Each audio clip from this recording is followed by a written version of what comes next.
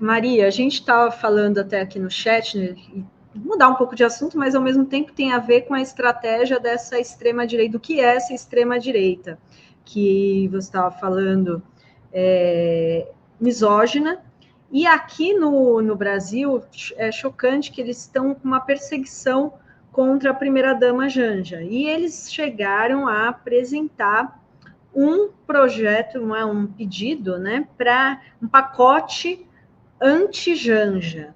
Eles estão, a oposição apresentou um pacote para investigar a primeira-dama Janja. Deputados da oposição criaram uma frente para investigar as atividades políticas e os gastos da Janja. O deputado Evair de Mello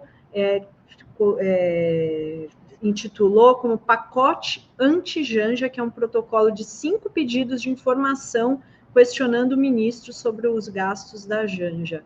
E a gente falava do Nicolas pedindo testosterona, eles odeiam as mulheres, né? E a Janja incomoda porque ela tem as posições fortes, mandou o Musk para aquele lugar, né? Como que você vê esse ataque a você como mulher, né, à primeira-dama Janja?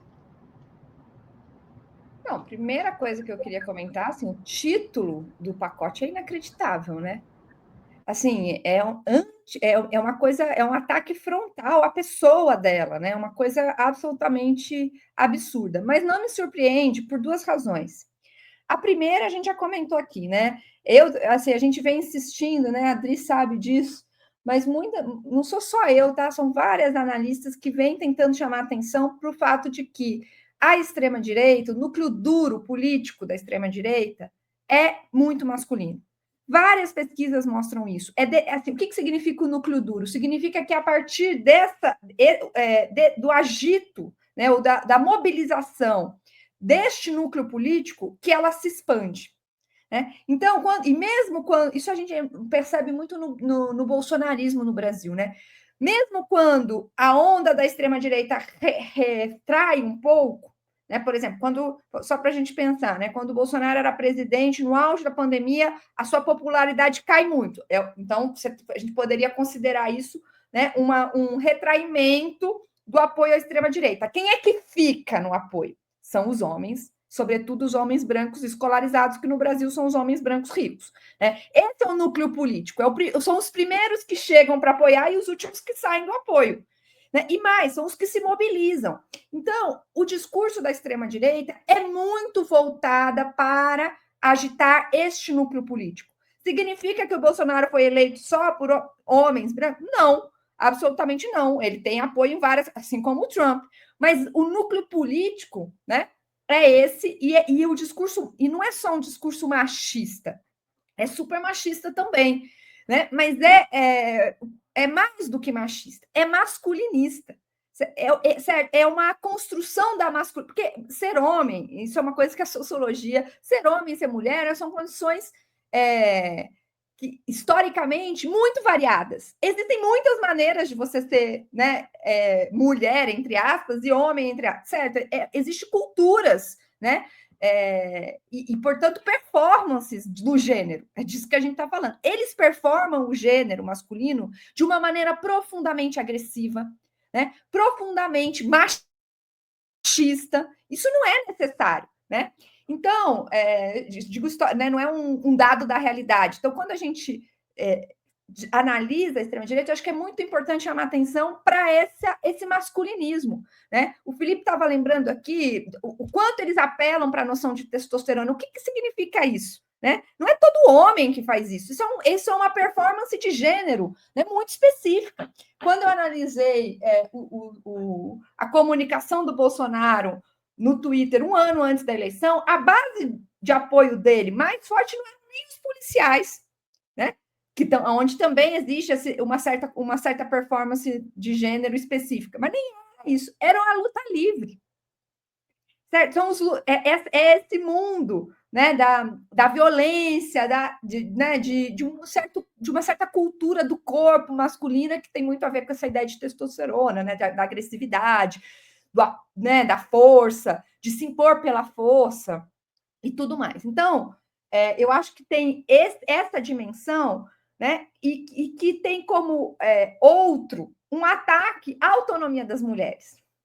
Né? Porque é muitas dessas coisas dos red pills, né? Dos homens que, coitado, né? Imagina, estão super oprimidos porque as mulheres vão ganhando espaço. Então, eles cultuam muito isso. Né? E tem vários trabalhos que estão avançando nessa direção para ir mapeando e compreendendo. Eu tenho a impressão que o ataque da extrema-direita a Janja tem a ver com isso, né? Com o que ela representa em termos de autonomia, né? Enfim. E aí, só para eu concluir Então, acho que isso é um elemento que, para mim, é o mais importante. Mas eu acho que tem uma outra coisa que é muito decisiva, que é o seguinte, viu, Dri? E aí eu acho que é algo que nós devíamos aprender com a extrema-direita. A extrema-direita ela tem muita iniciativa política. Ela não fica parada. Ela vai para o ataque. Ela não, a extrema-direita entendeu perfeitamente que na política, certo? Você não pode nem jogar parado, nem jogar na defensiva. Você tem que avançar. Você tem que se pôr em movimento, né, para pautar coisas, Então, assim, ao fazer isso, por mais absurdo que seja, né, a extrema-direita põe o governo para trabalhar para ela. Certo? Porque vai ter que gerar relatório de informações, vai ter que se defender. Então, eles têm uma característica que eu acho muito interessante de se analisar, né, do ponto de vista dos efeitos políticos que ela gera, que é que eles estão sempre na ofensiva. Eles estão sempre com o poder de agenda na mão, sabe? Eles pautam o debate, eles põem as questões na mesa para que a gente fique falando sobre eles, né? E essa iniciativa política é muito decisiva na política, né? Você comentou algo que a gente sempre fala aqui, né, Dri? O professor Felipe. O agendamento. Todo dia eu venho aqui, dia sim, outro também, eu falo do agendamento, que é o principal problema dos setores progressistas é que a gente não comanda o debate público. O debate público é agendado pela extrema-direita. É agendado e é organicamente direcionado a um sequestro da cognição pública. A cognição pública foi sequestrada pelas pautas da extrema-direita, inclusive com neologismos, com estratégias estratégias semióticas muito claras, e é isso que eu chamo de uma guerra semiótica. O Viktor Klemperer já falava disso em 1946, analisando os discursos do Terceiro Reich, um livro que é um clássico, que é a linguagem do Terceiro Reich. As bombas semióticas. As bombas semióticas, né? Os neologismos, você tem esquerdopata, mas não tem direitopata. Né? As ressignificações, né? Direitos humanos vira direito de bandido, feminismo vira sovaco cabeludo. Então, eles vão dando ressignificações simplórias e preconceituosas para que atinja seu público. Isso, o Jung falava muito disso, me permita usar um pouco a psicologia, porque ele dividia os complexos entre complexos de identidade e complexos de relação. Essas pessoas têm muito complexos de ego, e eles fazem dessa atividade pública um antídoto para os seus complexos de ego. Né? Um ego forte, professora, é um ego flexível, poroso. Já o ego frágil, não. O ego frágil é rígido. Ele precisa se mostrar, ele precisa se afirmar. Né? Quando eles falam em testosterona, para comentar o seu, é uma fragilidade, mostrando o ego frágil.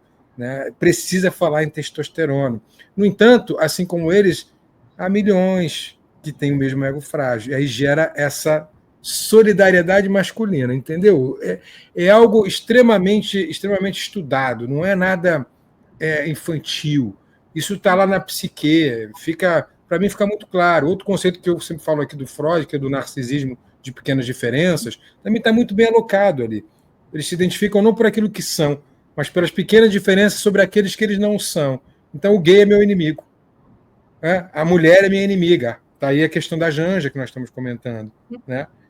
Aí apostam nessas pautas identitárias para mostrar aquelas pessoas que têm um ego frágil, olha, todo mundo inimigo seu e tem que ser eliminado.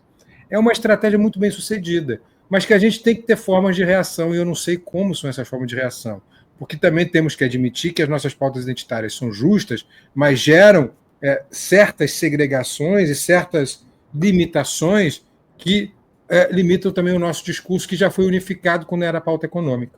Então a gente tem que tratar disso tudo, né, Maria? Desculpa ter sido tão prolixo assim, que foi só para concluir o teu raciocínio.